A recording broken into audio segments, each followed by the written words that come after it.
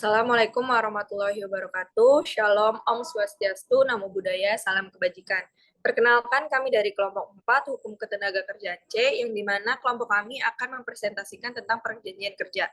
Yang dimana kelompok kami yaitu ada Sabirera Putri, Ananda Bintang, Sania Najwa Nabila, Muhammad Ferdiansyah, Fitri Anggini yaitu saya, Tingning Diva A. Yang dimana akan dilanjutkan presentasi oleh Saudari Ringling Diva. Dipersilakan.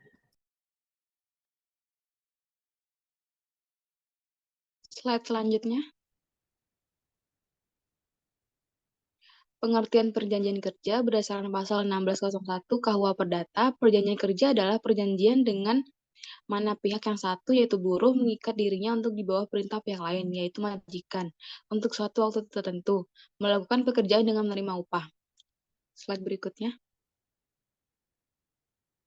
Sedangkan dalam Undang-Undang Nomor 13 Tahun 2003, pemberi kerja adalah orang perseorangan, pengusaha, badan hukum, atau lainnya yang mempekerjakan ketenaga kerjaan dengan membayar upah atau imbalan dalam bentuk lain. Maka dari itu akan terbentuk hubungan kerja yang mana hubungan kerja antara pengusaha dan prakerja atau buruh itu berdasarkan perjanjian kerja yang memuat unsur pekerjaan, upah, dan perintah. Hubungan kerja ada yang dikerjakan langsung dan ada diserahkan melalui alih daya. Sehingga dalam perjanjian kerja terdapat keterikatan antara seorang pekerja buruh kepada orang lain, yaitu pengusaha untuk bekerja di bawah perintah dengan menerima upah.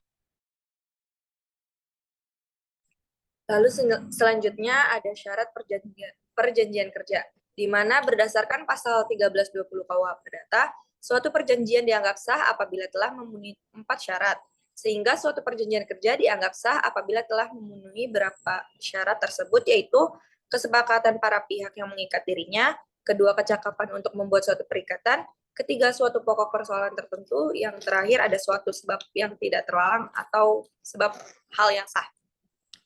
Lalu dalam pasal 52 ayat 1 UU nomor 13 tahun 2003 tentang ketenagakerjaan juga menegaskan bahwa perjanjian kerja dibuat atas dasar yang pertama ada kesepakatan kedua belah pihak, dua kemampuan atau kecakapan melakukan perbuatan hukum, tiga adanya pekerjaan yang diperjanjikan, lalu yang terakhir pekerjaan yang diperjanjikan tidak bertentangan dengan ketertiban umum, kesusilaan, dan peraturan perundang-undangan yang berlaku. Lalu selanjutnya akan dijelaskan oleh Saudara.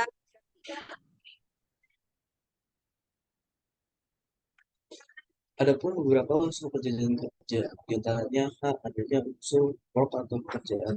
Dalam suatu perjanjian kerja harus ada pekerjaan yang diperjanjikan.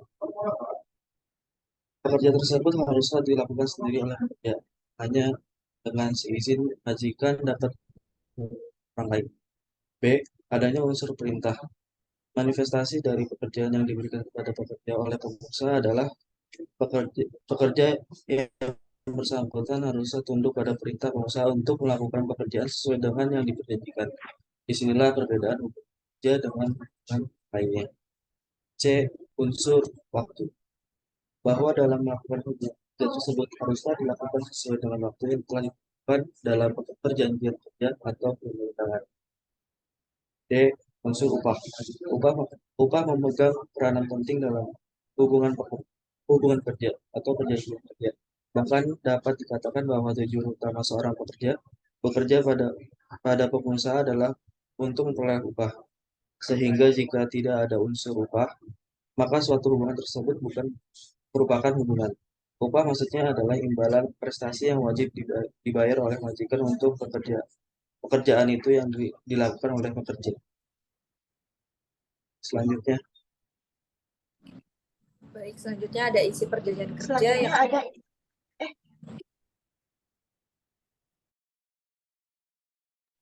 Oke. Selanjutnya ada isi perjanjian kerja. Isi dari perjanjian kerja bersifat mengatur hubungan individual antara pekerja dengan perusahaan atau pengusaha. Berdasarkan pasal 54 ayat 1 Undang-Undang Nomor 13 Tahun 2003 tentang ketenagakerjaan, perjanjian kerja yang dibuat secara tertulis kurang-kurangnya berisikan yang pertama nama, alamat perusahaan dan jenis usaha. Yang kedua, nama, jenis kelamin, umur, dan alamat pekerja atau buruh. Yang ketiga, jabatan atau jenis pekerjaan. Yang keempat, tempat pekerjaan. Yang kelima, besarnya upah dan cara pembayarannya. Yang keenam, syarat-syarat kerja yang memuat hak dan kewajiban milik pengusaha dan pekerja buruh. Yang ketujuh, saat dimulai dan jangka waktu berlakunya perjanjian kerja. Yang kedelapan dan yang kesembilan, tanda tangan para pihak dalam perjanjian kerja.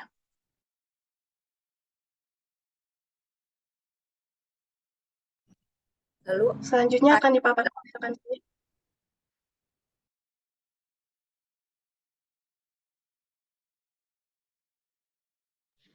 Baik, ya selanjutnya udah lu aja sih coba. ada berakhirnya perjanjian kerja berdasarkan pasal 61 Undang-Undang 13 tahun 2003 junto Undang-Undang 11 tahun 2020, yaitu yang pertama ada pekerja meninggal dunia, kemudian berakhirnya jangka waktu perjanjian kerja, yang ketiga ada selesainya suatu pekerjaan tertentu, yang keempat adanya putusan pengadilan dan atau putusan atau penetapan lembaga penyelesaian perselisihan hubungan industrial yang telah mempunyai kekuatan hukum tetap. Bisa adanya keadaan atau kejadian tertentu yang dicantumkan dalam perjanjian kerja, peraturan perusahaan, atau perjanjian kerja bersama yang dapat menyebabkan berakhirnya hubungan kerja. Yang keenam, ada perjanjian kerja tidak berakhir karena meninggalnya pengusaha atau beralihnya hak atas perusahaan yang disebabkan penjualan, pewarisan, atau hibah. Yang ketujuh, ada terjadi pengalihan perusahaan, maka hak-hak pekerja atau buruh menjadi tanggung jawab pengusaha baru, kecuali ditentukan lain dalam perjanjian pengalihan yang tidak mengurangi hak-hak pekerja atau buruh. Kemudian yang terakhir ada pekerja atau buruh meninggal dunia. Ahli waris pekerja atau buruh berhak mendapatkan hak-haknya sesuai dengan peraturan perundang-undangan yang berlaku atau hak-hak yang telah diatur dalam perjanjian kerja, peraturan perusahaan, atau perjanjian kerja bersama.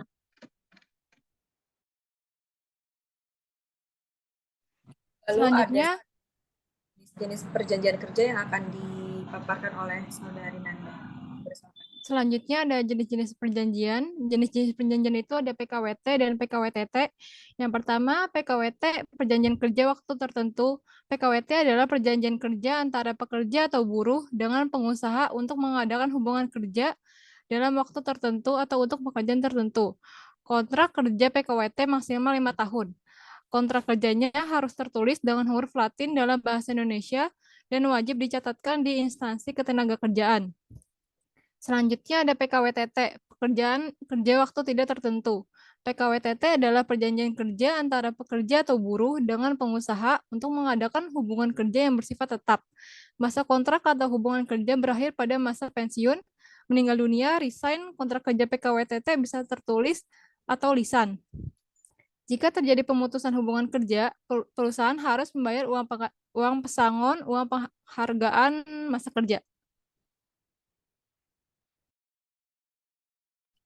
Baik, di sini akan saya simpulkan di mana perjanjian kerja adalah perjanjian dengan mana pihak satu, yaitu buruh, mengingatkan dirinya untuk dibawa perintah pihak lain, yaitu majikan atau pengusaha, untuk suatu waktu tertentu melakukan pekerjaan dengan menerima upah. Dalam membuat perjanjian kerja, terdapat syarat agar perjanjian tersebut dianggap sah, yaitu sepakat untuk mengikat dirinya, cakap untuk membuat suatu perjanjian, dan membuat perjanjian mengenai suatu hal tertentu serta suatu sebab yang halal. Di dalam perjanjian kerja terdapat beberapa unsur, yaitu unsur pekerjaan, unsur waktu, unsur perintah, dan unsur upah. Lalu terdapat dua macam jenis perjanjian kerja, yaitu PKWT yang dimana perjanjian kerja waktu tertentu, dan PKWTT yaitu perjanjian kerja waktu tidak tertentu. Perjanjian kerja dapat berakhir dengan beberapa sebab, diantaranya yaitu karena pekerja meninggal dunia, berakhirnya jangka waktu perjanjian kerja, selesainya suatu pekerjaan tertentu, dan sebagainya yang tercantum dalam pasal 61 Undang-Undang 13 tahun 2003. Baik, mungkin sekian dari kelompok 4, kurang lebihnya mohon maaf apabila ada kesalahan baik kata maupun perbuatan. Wassalamualaikum warahmatullahi wabarakatuh.